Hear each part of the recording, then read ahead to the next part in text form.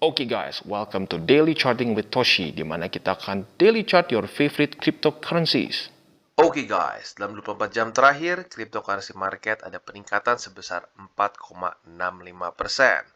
Dengan total crypto market cap mencapai 2,29 triliun US dollars. Dan kita bisa lihat, ini dia cryptocurrency market. DCWT kemarin Bitcoin barely 47.000, sekarang 49.500. Jadi ya memang volatile. Tapi biasanya kalau volatile naik, orang nggak protes. Orang biasanya protes kalau turun. Gitu. Jadi jangan sampai lupa resiko naik dan turunnya. Kalau naik jangan terlalu euforia, dan saat turun jangan terlalu stres. Gitu ya. Jadi dalam 24 jam terakhir, Bitcoin ada peningkatan 5,4%, Ethereum 3,49%, dan kembali di atas 4.000. Binance ya nggak terlalu ekstrim ya, dia naik 2,72% dengan price-nya di atas 500-an yang penting sih ya. Lalu Solana naik 5,97% dan sekarang kembali lagi di daerah $181. Jadi overall kita bisa lihat cenderung hijau. Dan XRP nih lumayan naik 11%-an dalam 24 jam terakhir. That's really good ya. Ya kita bisa lihat semua masih sangat tergantung dengan Bitcoin. Kita lihat alts kemarin kecenderungannya nggak terlalu bagus. Satu-satunya yang gila banget tuh dulu Luna. Bahkan Luna sekarang mencapai $91. Cukup sesuai dengan yang gue bahas kemarin. Menurut gue, Luna kemarin tuh potensi bisa sampai $100 apabila Bitcoin tidak BT. Dan sekarang kita bisa lihat, hanya dalam sehari saja Bitcoin sepertinya sudah tidak BT lagi. Dan kita bisa lihat Luna semakin dekat ke 100 US dollars. Untuk detailnya nanti secara TA-nya kita akan bahas di belakang. Tapi intinya, overall, secara cryptocurrency market semua cenderung naik. AVAX juga 13%. Ya. Oke, berita pertama kita. Visa berpartner dengan 60 crypto platform. Ya. Dan ini bisa membiarkan customer men-spend cryptocurrency di 80 juta merchant yang bekerjasama dengan Visa. Ya. Nah, buat kalian yang belum tahu apa itu Visa, coba sebentar, pause dulu nih video, buka dompet kalian, lihat kartu kredit, kartu debit dari bank apapun ya, BCA, Mandiri, apalagi Mega. Coba lihat. Tulisannya antara Visa atau Mastercard. Yes, it's that Visa ya. Jadi kedepannya, ya bahkan bukan kedepannya doang ya, sekarang Crypto.com, Binance sudah punya kartu yang basically bisa dipakai nyaris di seluruh dunia. Ya, that's really cool. Dan ya ini otomatis menambah adopsi terhadap cryptocurrency ya. Jadi kebayang giant sebesar Visa saja ikut masuk dalam industri cryptocurrency. Karena kenapa? Menurut gua dan ya mungkin menurut Visa juga, it's the way of the future ya. Oke, dan selanjutnya kita lihat ada statement dari head of crypto-nya Visa ya, namanya cukup unik. Kai, mungkin dibacanya Kai ya, Kai Sheffield. Kalau di Indonesia pasti dibacanya Cuy ya. Yang cukup unik namanya. Nah, di sini dia bilang, di Visa, skala dan scope of our work in crypto ini sudah luar biasa membesar ya. Dan gilanya apa? Dulunya menurut mereka, atau menurut si Sheffield ini, employee dalam bidang kripto di Visa itu hanya sedikit orang ya. Tetapi sekarang sudah luar biasa membengkak. Dan juga partnership mereka itu sudah mendouble sejak 18 bulan terakhir. Sekarang sudah ada 60 partnership ya. Dan kita bisa lihat dia berpartner dengan luar biasa ya platform-platform besar seperti FTX, BlockFi, Crypto.com, Coinbase, Binance, dan lain-lain lagi.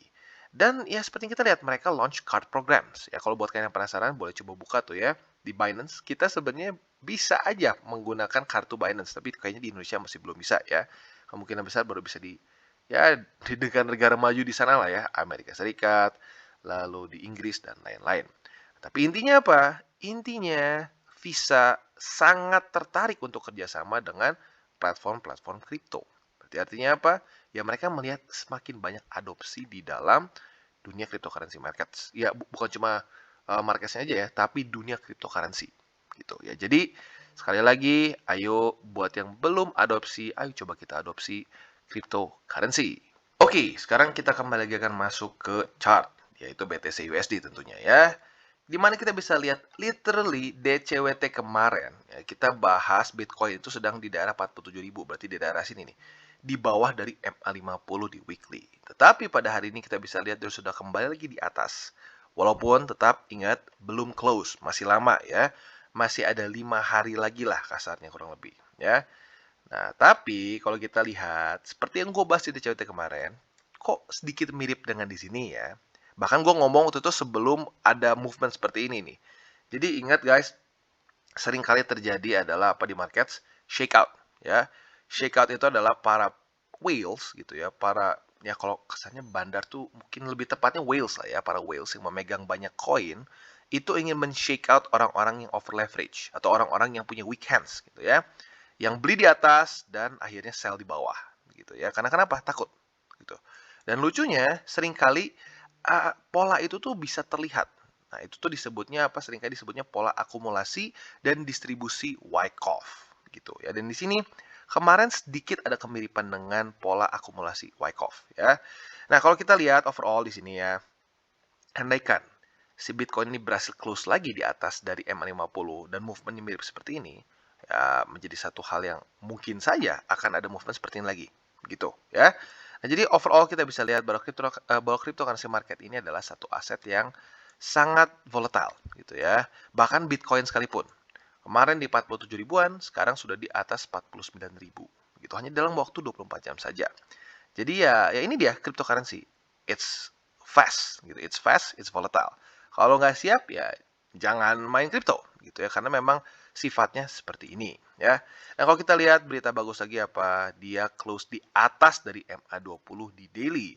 Seperti yang kita tahu, ya MA20 adalah satu moving average yang menyeramkan apabila kita sedang downtrend ya.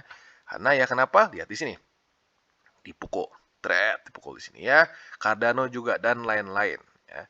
Hari ini Bitcoin berhasil close di atas atau lebih tepatnya open di atas dari MA20.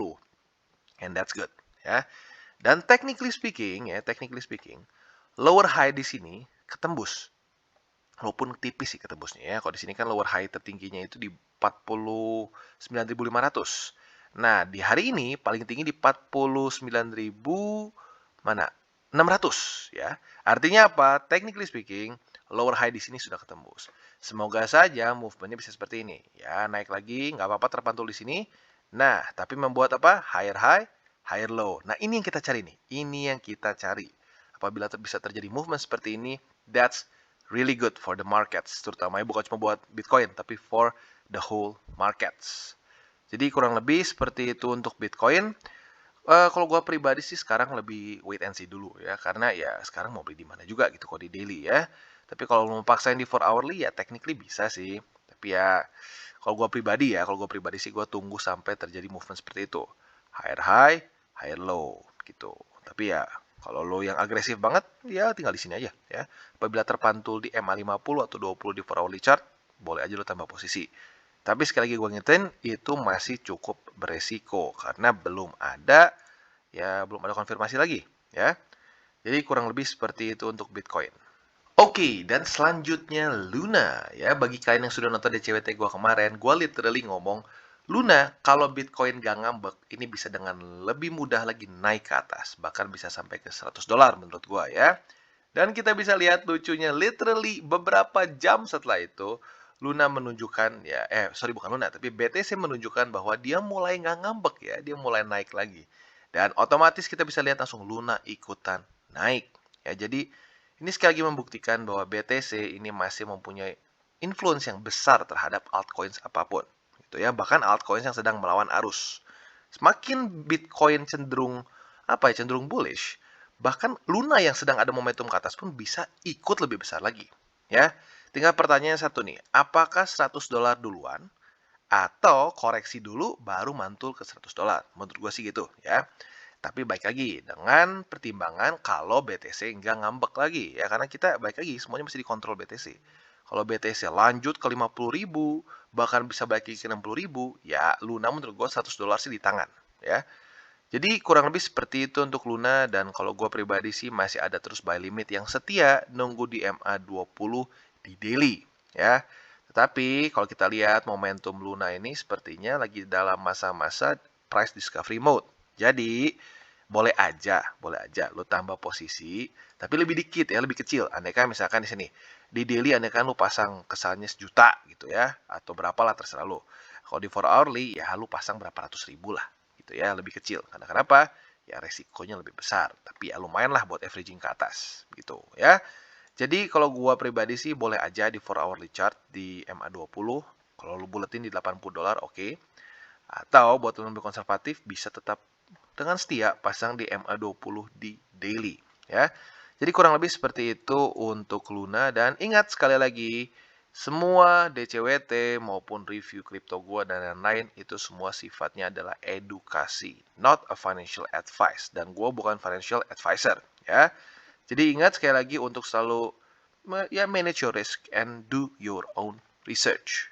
Oke, dan selanjutnya Solana. Nah, Solana sedikit berbeda ya ceritanya. Dia masih tetap terbayang-bayang oleh MA20 di daily ya. Dimana Bitcoin berhasil open di luar dari, bukan di luar, sorry, di atas dari MA20. Solana kemarin gagal untuk nembus ya, walaupun oke sih, dia nggak sampai kepukul turun gitu. Dia tapi masih ketahan oleh MA20. Jadi PR untuk Solana cukup sederhana, yaitu adalah dia harus breakout, tembus MA20 dan close di atas dari MA20. Itu dulu PR-nya ya. Apabila sudah seperti itu, that's really good for Solana. Karena kalau kita bisa lihat, ya di sini ada collab ya, kolaborasi antara MA20 yang jadi tukang pukul sekarang dengan Fibonacci daerah 61,8% ya. Jadi dua ini sebagai resisten. Andaikan dia bisa tembus atau bikin movement seperti inilah, naik dan terpantul lagi di daerah situ, ya oke, that's really good. Itu bisa jadi salah satu buying opportunity buat Solana, ya. Dan kalau kita lihat di weekly-nya juga, Solana cukup ini ya, cukup oke. Dia sepertinya sedang mencari satu support yang bagus di weekly, gitu ya. Dimana kalau kemarin sih gue udah ada buy limit di sini, ya. Buy limit di sini boleh aja. Buat kalian yang nggak dapat di sini, boleh digeser ke sini, ya.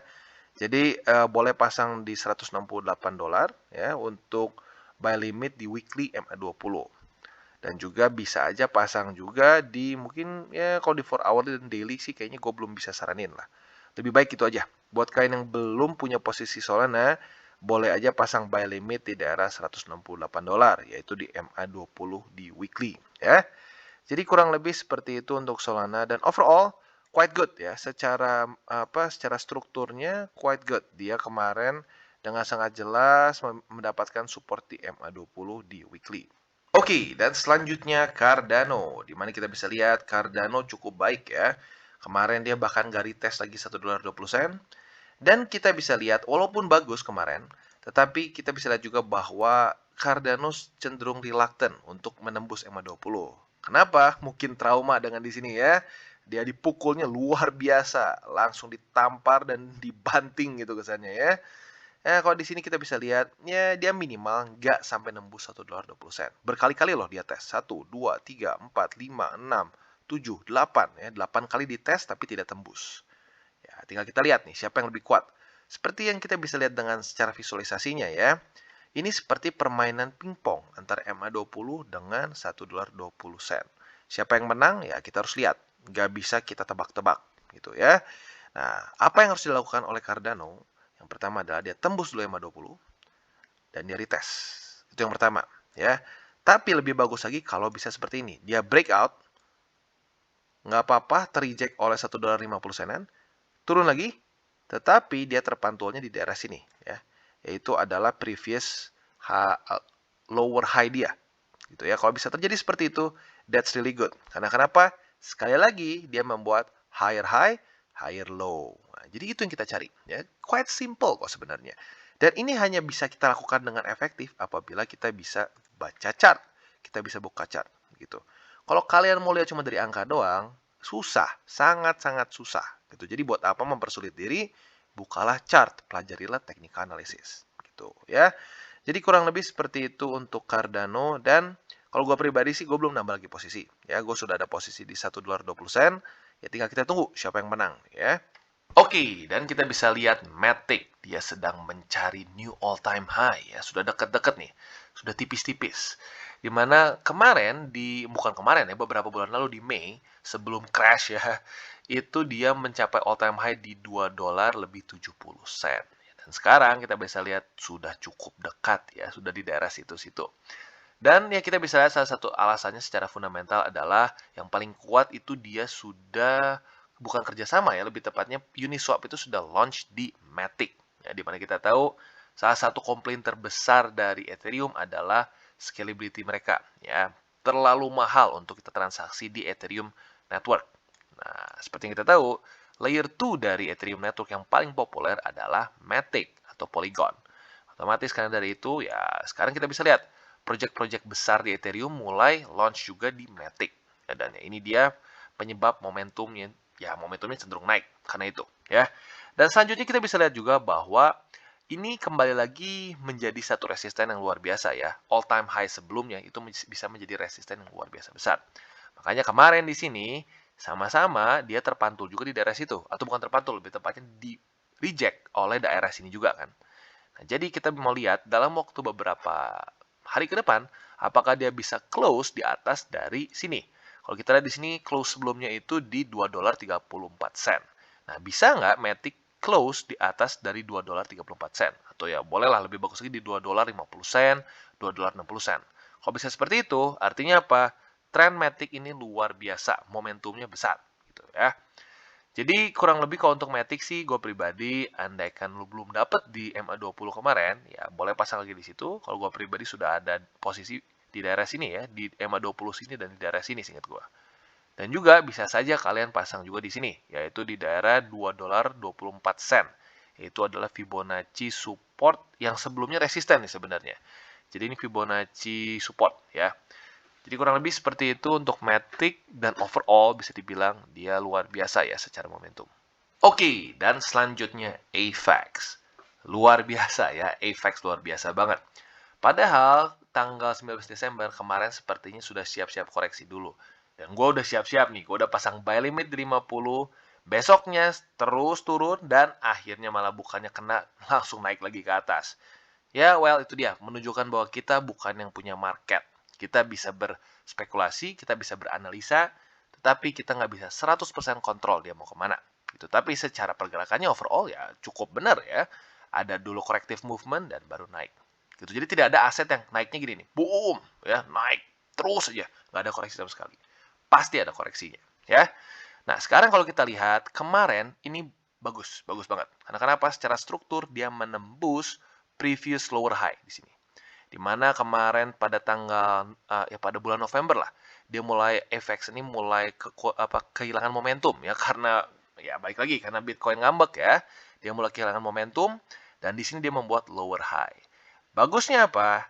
Di sini close daily kemarin itu di atas dari close lower high di sini. Artinya apa? Berarti secara struktur mulai terbentuk apa? Higher high, higher low. Nah, itu kata-kata yang sangat manis saat kita habis kena bear market. Ya, bukan bear market lah, lebih tepatnya lagi downtrend gitu, ya. Jadi untuk efek seperti apa? Ya, simpel. Buat kalian yang konservatif, bisa saja tunggu sampai terjadi pantulan di MA20 ya. Kalau 50 nanti otomatis lebih lamban di sini ya. Jadi kemungkinan besar MA20-nya akan golden cross lagi dan langsung lanjut ke sini ya. Dan otomatis kalian bisa beli di pantulan di situ ya. Itu untuk yang konservatif. Buat kalian yang lebih agresif, ya balik lagi masuk ke 4 hourly chart ya. Untuk 4 hourly chart bisa saja kalian beli di MA20 di 4 hourly, yaitu di sekitar $113 sekarang ya. Tapi ingat, moving average terus bergerak ya.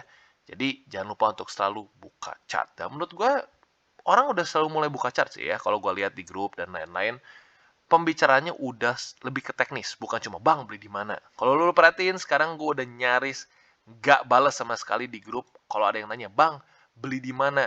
Gue bilang pikir sendiri ya. Oke, jadi kurang lebih seperti itu untuk FX. Gue ulangin, buat kalian yang lebih agresif boleh saja di MA20 di 4 hourly chart.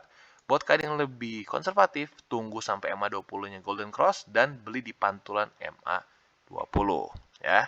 Jadi kurang lebih seperti itu, dan kalau secara struktur AVAX is doing good ya, it's doing good karena dia menembus lower high dia kemarin di sini ya. Jadi kurang lebih seperti itu. Oke, dan selanjutnya update mengenai FTM ya, sudah cukup banyak yang nanya. Nah, kalau kita bisa lihat FTM ini akhirnya dia mulai ada di atas MA20 walaupun dengan catatan belum close, masih 20 jam lagi. Tapi that's good. Karena kapan terakhir, ya basically kapan terakhir Phantom di atas MA20? Sudah cukup lama ya. Terakhir dia di atas dari EMA20 cukup besar gitu ya, cukup di atas, itu terakhir tuh di sini ya, di November. Nah, sejak itu ya EMA20 menjadi satu monster yang sangat menyeramkan bagi Phantom, terus dipukul, terus dipukul. Nah, sekarang yang harus kita lihat adalah apakah pada hari ini Phantom bisa close di atas dari EMA20. Apabila bisa, that's really good. Dan itu bisa menjadi satu fondasi baru untuk Phantom bisa menemukan apa? Higher high, higher low. Dan itu adalah kata-kata yang lu pengen cari saat terjadi downtrend. Ya, saat terjadi downtrend seperti ini, itu yang lu mau cari. Higher high, higher low. Oke. Nah, selain dari itu lebih bagus lagi apabila Phantom bisa close di atas dari $1.67 ya. Kalau dia bisa close di sini ya, that's really really good. Karena kenapa? Ini adalah major support. Kita bisa lihat ya, ini adalah major support karena ini adalah previous all time high dia. Seperti yang gue sudah sering katakan, previous all time high bisa sering kali menjadi support atau jadi resisten lagi yang lebih kuat gitu ya. Jadi kurang lebih PR dari Phantom seperti itu. Minimal kalau hari ini sih close di atas EMA20 dulu. Skenario terbagusnya dia bisa close di atas $1.67 ya. Jadi kalau Phantom gue pribadi masih belum ada tambah posisi lagi karena secara strukturnya masih technically belum ada konfirmasi yang cukup kuat gitu. Jadi untuk Phantom sekali lagi gue ulangin, PR-nya adalah tembus MA20 dan close di atas 20, itu yang pertama. Atau PR kedua lebih bagus lagi kalau dia bisa close di atas dari $1.67 ya. Oke guys, sekian dari segmen Daily Charting with Toshi. Apabila segmen ini bermanfaat, boleh share dengan teman-teman dan jangan lupa untuk like, subscribe, klik the bell icon, dan see you on the next videos.